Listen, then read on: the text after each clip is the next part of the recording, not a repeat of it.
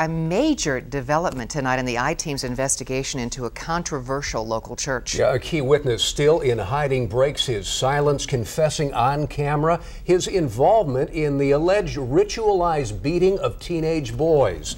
The I-Team's Tom Merriman joins us now with the details. Tom? Well, Tim and Wilma, the man you were about to hear from lives in fear and speaks from the shadows. What he has to say raises serious concern about the safety of nearly 100 children still involved with his former church.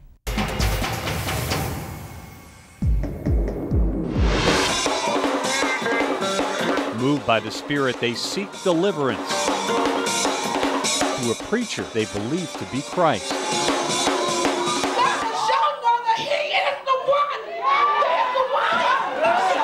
This is the church of Bishop Charles Keyes. So does being delivered include getting beaten by a team armed with leather belts? Were you worried that someone was going to die in this process? Yeah. That's why I came to my senses. Someone could get killed, so I took no more part of it. It's a story he's told to Ashtabula County Children's Services, and he's not alone. All the whoopings like that happened at his house. In September, Michelle Fox Clark came out of hiding as well, telling the I-Team what she had told county child abuse investigators. I took all my clothes off and didn't have nothing on but my bra and panties. A story of men, women, and children all allegedly beaten by so-called church deliverance teams. So you're stripped to your underwear, laying across the bishop's bed, and you got 4 adult women beating you with belts? Yes, I had bruises all on my arms, all on my stomach, my back. An allegation Bishop Keyes has repeatedly denied. I don't know what a deliverance team is. These are lies that have been made up. This man doesn't claim to be a victim. He's confessed to being a perpetrator. You were a member of the deliverance team? Yes, it was 4 guys that would do the whippings. Allegedly under the orders of Charles Keyes. For how long? Until the bishop nodded his head to stop. It's crazy. It's just crazy. He claims he was present for the deliverance of more than 25 teenage boys. These teenage boys that you whipped, did they have their clothes on? They stripped down to their underwear and lay on the bed, face down, hands out. Like a crucifixion? Like they're on a cross. Is that what it was all about? To be like Jesus?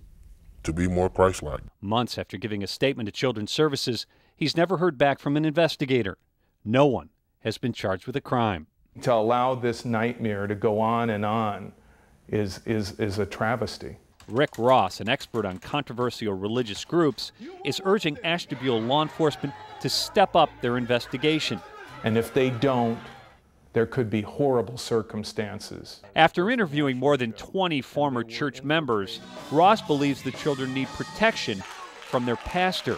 Because their parents depend upon Charles Keyes to think for them. If you love them, you will whoop them. For in these aisles of intense belief, the only path to heaven Believe in that man. Believe every word he tells you. is through the man they call the bishop. In the past 6 months, Ashtabula County has removed nearly 24 children from parents who are members of the church. An attorney representing Bishop Keyes did not return the I-Team's call for comment. Now, the man you heard from tonight chose to come forward after watching the I-Team's original report. If you have any information related to this investigation, give me a call at 216-432-4228 or drop me an email at fox8cleveland.com. It sounds like there are many more chapters to be written. Oh yes, this goes deeper and deeper. We're going to stay on it.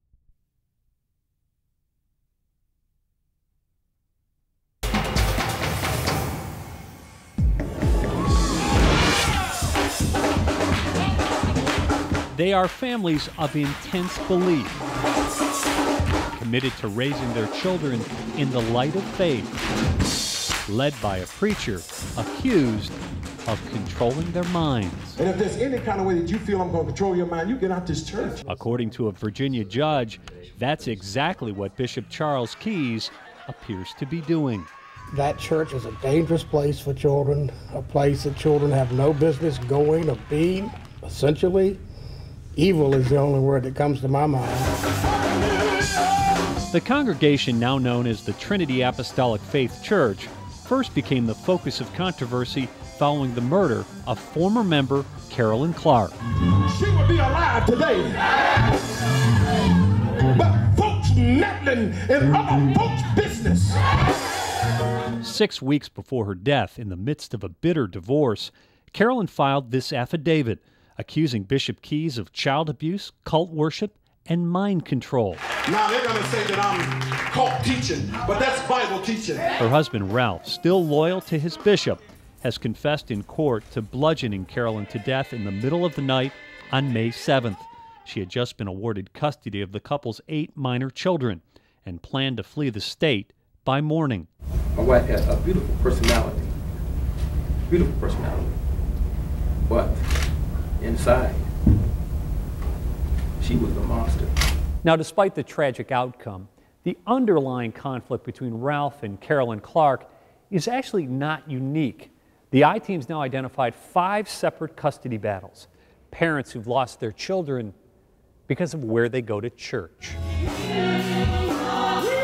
In 2004, Dorothy Butts packed up her 6 kids and headed to Ohio to join the church led by her cousin, Charles Keyes. Did you tell Bishop Keyes that you didn't want to go because you'd be leaving your husband and dividing up your family? Yes, I did. Why did you go then? That was my decision. David Butts says he still loves his wife, but not her preacher. I want my family back together. I love my wife with all my heart. David is Carolyn Clark's brother. His wife, Dorothy, is Ralph Clark's sister. Multiple psychologists and social workers testified how each of the Butts children gave the same seemingly programmed answer about the murder of their Aunt Carolyn. Well, she spread a lot of lies about the church. Her death was acceptable because she was causing damage to the church. Well, maybe she didn't deserve it, but then again, she was talking bad about the church. It's a theme adult church members shared with Fox 8 the day after the murder. Listen to the comment of Carolyn Clark's own son. What do you want people to know about your mom?